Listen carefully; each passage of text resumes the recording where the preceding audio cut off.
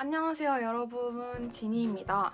제가 저번에 인스타그램에 무엇이든 물어보세요를 올렸는데 어떤 학생분이 예비 고1을 위한 영상도 찍어달라고 하셔서 오늘 그거를 한번 찍어보려고 합니다. 사실 제가 지금 20살이고 이제 곧 있으면 21살이 돼서 예비 고1이면 이제 16살 때니까 좀 오래되긴 해서 정확하게 제가 매일매일 어떤 걸 했는지 정확하게는 기억이 안 나요. 그래도 일단 어떤 과목별로 어떤 걸 했었는지는 그래도 기억이 나니까 한번 과목별로 어떤 식으로 고등학교 올라가기 전에 준비를 했는지 한번 과목별로 말씀드리도록 하겠습니다. 네, 일단 고등학교 올라가는 분들이 가장 고민하는 거는 수학 선행일 것 같아요. 그런데 저는 사실 수학 선행 학습을 많이 하고 게 아니거든요. 진짜 거의 안 했다고 볼 수 있는데 사실 저는 정말 후회를 해요.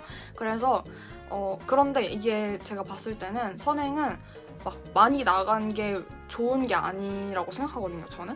왜냐면 근데 이제 그때 중학생 때 중학생들 입장에서는 나는 지금 중2, 중3거 하고 있는데 다른 친구들은 고2 거 하고 있대 이러면 나만 뒤처지는 건가? 막 이렇게 생각할 수도 있거든요. 저도 그렇게 생각하는 적도 있었고 사실 엄청 신경 쓰지 않았으니까 제가 선행을 안 했던 거겠죠? 그런데 막 그렇게 많이 나간 게 무조건 좋은 게 아니고 정확하게 알고 넘어가는 게 중요해요. 왜냐면 수학 겉핥기식으로 엄청 많이 나가봤자 어차피 나중에 심화적으로 좋은 등급을 맞으려면 엄청난 노력이 필요하기 때문에 그래서 그렇게 수학 겉핥기식으로 많이 나가는 건 좋지 않다고 생각을 해요.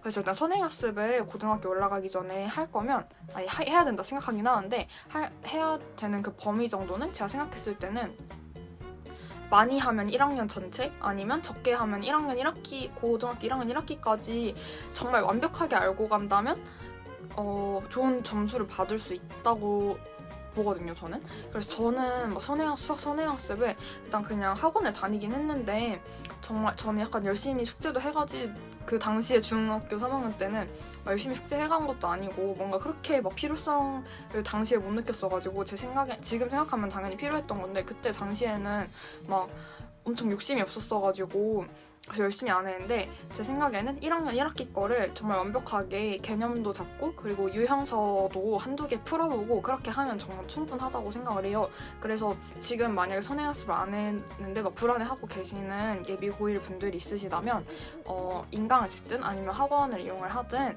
고등학교 1학년 1학기까지 마치고 가면은 그래도 괜찮다 이렇게 말씀을 드리고 싶고요.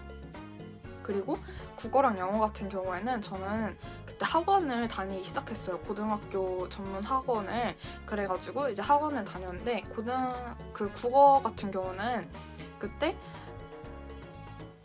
정확히는 기억이 안 나는데 어떤 교재였는지 기억이 안 나는데 아마 학원에서 자체 제작을 했던 문제집이었던 것 같아요. 그래서 고등학교 1학년 거 모의고사 기출이 모아져 있는 그 문제집을 풀었어요. 그래서 그걸 풀었고 그리고 학원에서 사자성어를 외우게 시켰거든요. 근데 그때는 왜 외우는지 잘 몰랐는데 알고 보니까 모의고사에 가끔씩 사자성어가 자주 나온단 말이에요. 그래서 그걸 알고 있으면 일단 내신 한문할 때도 제가 도움이 됐었고 그리고 모의고사 풀 때도 당연히 도움이 됐었어요. 그래서 상식적으로 사자성어는 알고 있으면 좋기 때문에 아마 제가 알기로는 매산문을 사면 거기에 사자성어가 아마 딸려 있거든요. 그래서 만약에 저처럼 학원을 다녀서 막 그런 걸 받을 상황이 아니라면 어차피 매산문 문제집 좋으니까 그거 사서 거기 앞에 있는 사자성어도 외우고 가면은 좋을 것 같아요. 그래서 저는 고등학교 예비 고1 때 그때 국어학원 다니면서 모의고사, 이제 고등학교에 모의고사라는 걸 접해보면서 풀어보고 그리고 사자성어를 외우고 그렇게 했던 것 같습니다. 제가 생각했을 때는 비문학을 접해보는 게 제일 중요한 것 같아요. 일단 비문학이 고등학교 다니는 내내 모의고사 풀 때마다 되게 어렵게 느껴질 거예요. 그런데 중학교 때는 사실 그렇게 비문학이라는 그 지문 자체를 되게 막 심도 있게 나가는 게 아니다 보니까 되게 낯설 수도 있거든요. 요즘에는 고1 때도 되게 어렵게 나오더라고요. 그래서 이제 매산비 같은 거나 아니면 시중에 비문학 문제집 진짜 많단 말이에요. 저는 국어는 꿈틀? 그 문제집도 풀었던 것 같거든요, 학원에서. 그래서 그건 서점에도 팔고 있으니까 그게 왜냐면 얇기도 하고 그래서 좀 빨리빨리 풀기가 좋았던 것 같아요. 그래서 비문학을 접해보는 게 가장 좋은 것 같아요, 국어는. 그리고 문학 작품도 뭐 다는 아니지만 좀 고전 시가 같은 게 중학생에서 고등학교 넘어갈 때 되게 어렵게 느껴질 수가 있거든요. 왜냐면 한자도 막 나오고 뭔가 언어 거기에 나오는 용어 같은 게 되게 낯설을 거예요. 왜냐면 뭐 중학교 때 이미 한 분들도 있겠지만 처음 보면은 되게 낯설거든요. 저도 그랬고. 그래서 그냥 문학들 중에서 문학 작품들 중에서도 그냥 문학 말고 고전 문학 같은 거를 접해보고 가면 좋을 것 같아요.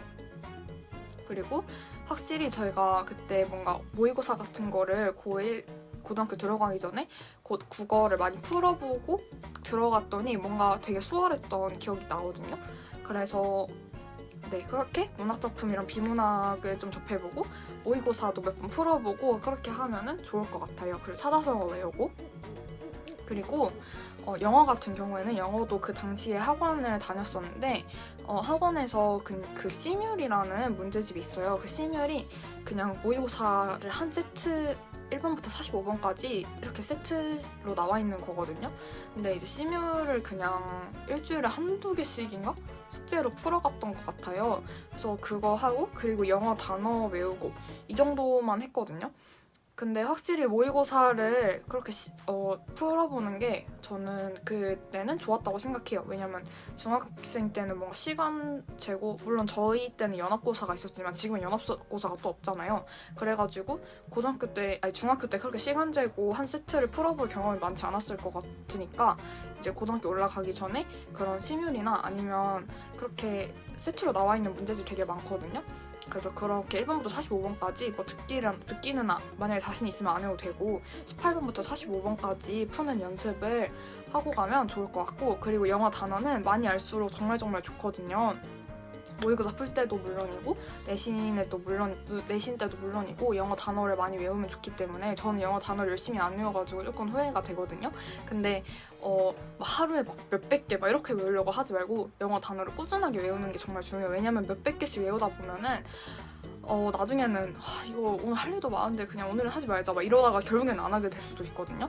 그래서 양을 적게 잡더라도 꾸준히 외우는 게 중요하니까 영어 단어를 하루에 뭐 한 30개씩이라도 50개? 30개? 이런 식으로 꾸준히 외우려고 노력을 하면은 좋을 것 같아요.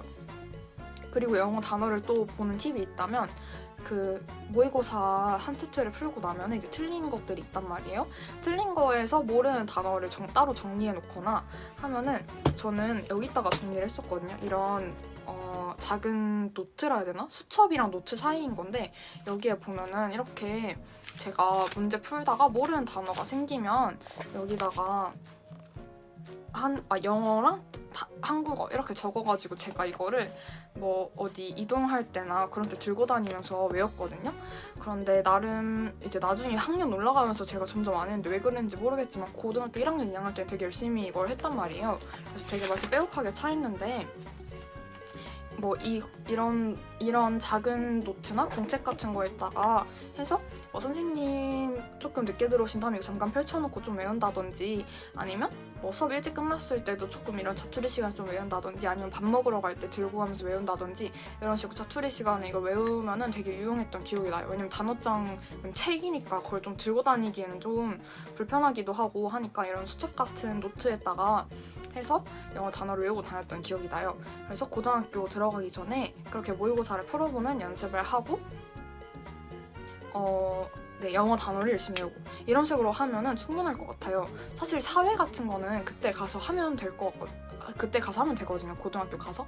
그리고 혹시 이과를 갈 생각이라면 과학은 통합과학 정도는 듣고 가는 거를 추천을 하고, 그리고 선택 과목 같은 뭐 물리, 화학, 생물이라고 하는 거나 생명과학, 지구과학 이런 거 같은 경우는 들어가서 바뀌는 경우도 굉장히 많더라고요. 그래서 미리 만약에 내가 무조건 나는 이거를 하겠어라고 확신을 한 게 아니라면 통합과학 정도는 인강을 듣거나 아니면 O2 같은 문제집을 미리 풀고 가는 거를 추천을 합니다.